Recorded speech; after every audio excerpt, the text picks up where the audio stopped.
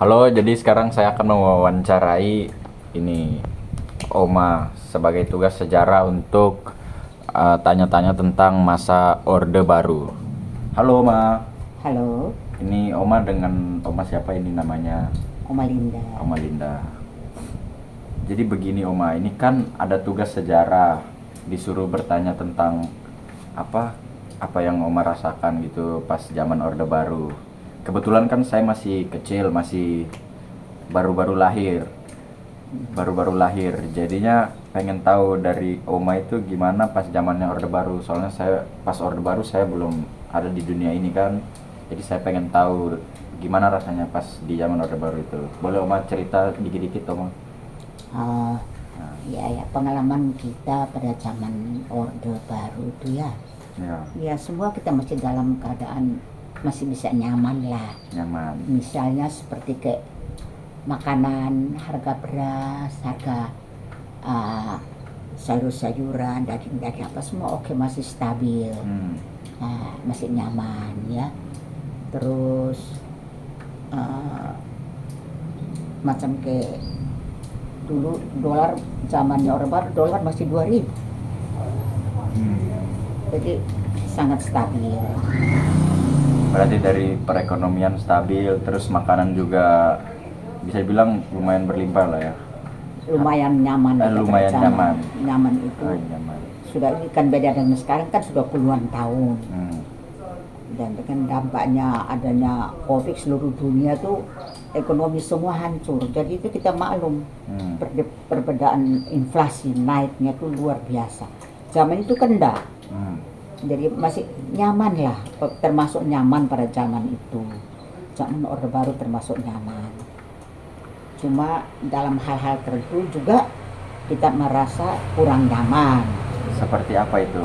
Seperti di bidang kesehatan kita tidak bisa mendapat seperti ke zamannya Pak Jokowi sekarang. Ada BPJS, rakyat kecil sangat diperhatikan, kesehatan yang luar biasa.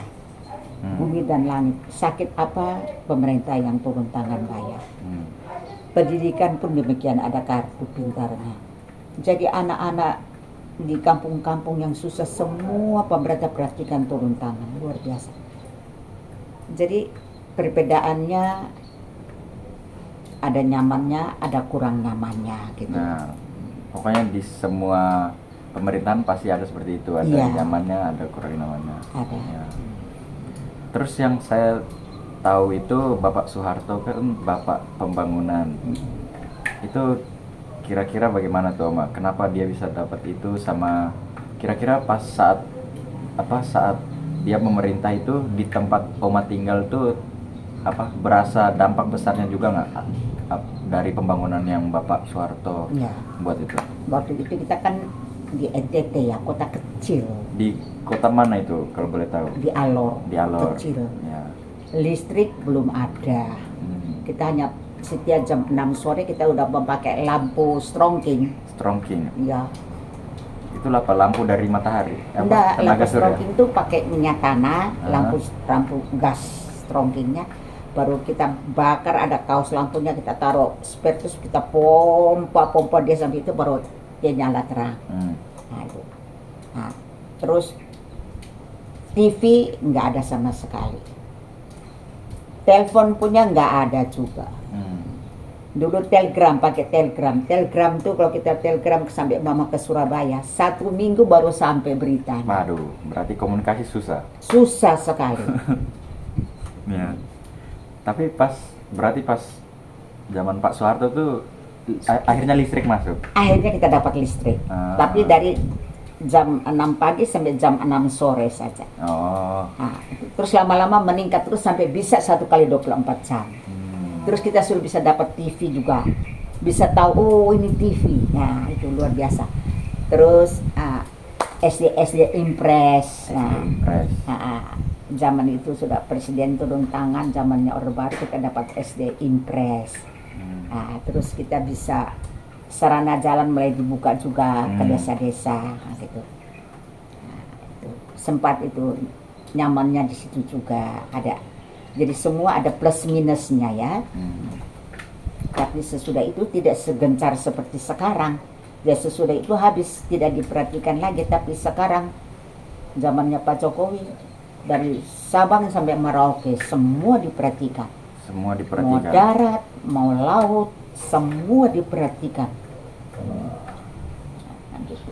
Jadi pada zaman Orde Baru juga Bapak Presiden Soeharto ada swasembada pangan, itu bagus. Apa itu swasembada pangan itu? Jadi kita tidak boleh tergantung dengan luar negeri. Kalau kita impor terus enggak, kita harus bisa nanam sendiri ya. Itu digalakan oleh Bapak Soeharto. Terus Bapak Soeharto juga bikin itu waduk yang terbesar, Waduk apa itu? Jatiluhur. Itu bagus sekali untuk mengairi sawah-sawah. Berapa banyak sawah di daerah Jawa yang bisa mendapat Air masuk. kegunaan daripada itu waduk Jatiluhur. Luar biasa, itu proyek yang besar sekali dari zamannya Bapak Soeharto, itu proyek Jatiluhur, waduk Jatiluhur itu. Nah, tapi dalam kesehatan zaman sekarang luar biasa, ada BPJS. Ada BPJS. BPJS berarti sangat membantu. Sangat luar biasa bagi masyarakat, bagi rakyat yang miskin, yang apa semua. Dan kartu pintar juga sangat berguna bagi masyarakat Indonesia. Jadi orang-orang yang susah juga bisa sekolah dan dapat kartu pintar. Pemerintah begitu bagus memperhatikan, luar biasa. Nah zamannya Orde Baru itu juga Bapak Presiden Soeharto mulai galakan keluarga berencana, itu juga sukses. Jadi seluruh pegawai negeri sipil harus mengikuti keluarga berencana. Anak cuma 2, itu ditanggung pemerintah. Kalau ada 4, ya 2 nanggung sendiri, pemerintah nggak tanggung. Berarti tanggung pemerintah itu apa? Dari sekolah, makan gitu ditanggung pemerintah, di anak? Kan orang tua dapat gaji. Nah, gaji kalau anaknya 2 dimasukkan, pemerintah bayar. Anak 2 ini dapat berapa sebulan. Oh ada jatah-jatah gitu. Jadi kalau anak 4, yang 2 tuh nggak masuk, 2 tuh ditanggung oleh pemerintah. Tapi itu hanya untuk pegawai negeri berarti. Kalau Iya, swasta tanggung enggak, sendiri. Tanggung sendiri. Oh, ya. Tapi swasta pun tidak melalui puskesmas digalakan supaya kita swasta juga bisa ikut keluarga berencana. Nah, supaya Tapi itu tanggung sendiri. Itu bagus sekali, itu program dari Bapak Soeharto. supaya peningkatan penduduk juga terjaga. Terjaga, stabil, tidak membludak. Itu payah kita. Oke, kalau begitu sampai sini saya terima kasih banyak Oma sudah mau diwawancarai. Terima kasih banyak. Iya. Sama-sama. Terima kasih. Terima kasih.